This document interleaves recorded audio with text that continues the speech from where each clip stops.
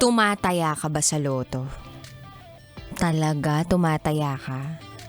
Or tumataya ka lang sa taong pinili mo? Boom, banat! Charot, darot.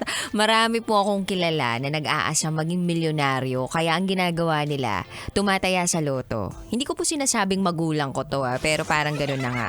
Pero kahit ako din Pag may pagkakataon na nakakadaan ako sa isang loto outlet, tumataya rin ako.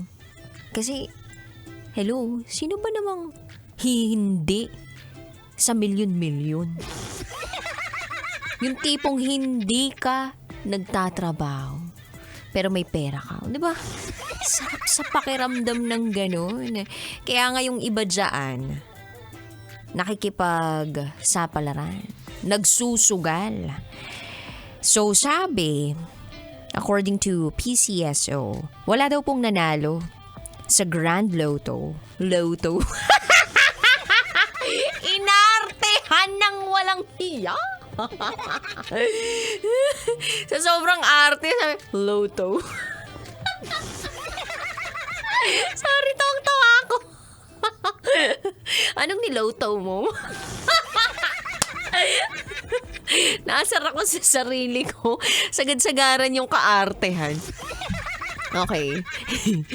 So, according to PCSO, wala daw pong nanalo sa Grand Lotto, Mega Lotto, nung Wednesday draw.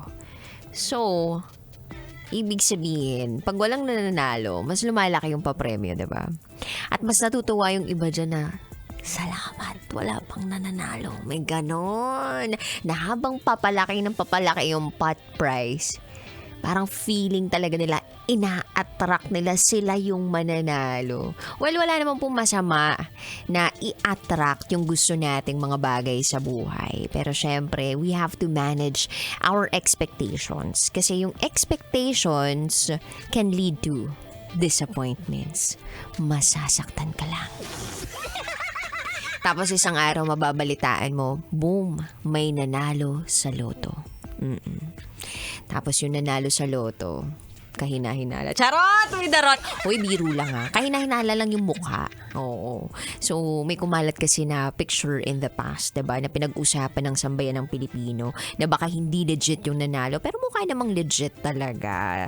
And PCSO is an institution na matagal na dito, diba? Na nagbibigay ng tulong din sa ibang mga tao. O hindi po ito endorsement, by the way. So, yun lang naman. Shinare ko lang na walang nanalo. Baka lang naman gusto mo na sumagal sa akin. Charot with harot! Alandi naman yan. Anyway, Kamisha, 3 to 5 p.m. tayo magkakasama ngayong araw na ito. At siya kapiling ng babaeng naniniwalang hindi mo na ako palaging may pera. At least palagi naman akong maganda. Your Basa Princess, DJ Rocky Tera. And today, Thursday, isa na namang panibagong secret file ang aking babasahin. Kaya naman lakasan na ang volume ng radyo because for today's radyo, ibibigay ko na po ang patikam ng DJ Rocky's Secret Files.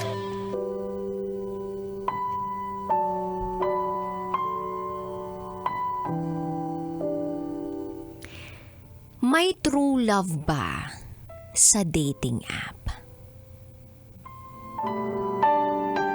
Uy, sagot naman kayo dyan, no? May true love ba sa dating app? I can only share what I know about it. And I can only share what I observed from my friends. Kasi meron akong friends na nagkatuluyan talaga sila through a dating app. So, mukha namang masaya sila. Mag-asawa na sila ngayon, may mga anak na sila. And maganda yung pagsasama nila, yung relationship nila. So, I think, depende pa rin talaga siya sa tao An online dating app can be an avenue for you to meet you're the one. Pero pwede rin namang the one, the two, the three, the four. Marami. Oo, marami kang mamimit dyan. Depende kung anong gusto mo at kung anong gusto nila at kung ano talaga yung gusto mong kainin, ganyan. Oo, kasi depende sa i-date or sa i-date mo or dun sa dating place ninyo. Iba pala yung isusubo. Oo, yung pride. Charot! Tuwid na rot.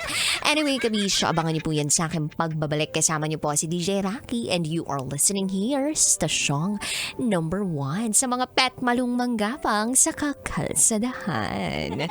90.7 Love Radio. Kailangan pa bang i-memorize yan?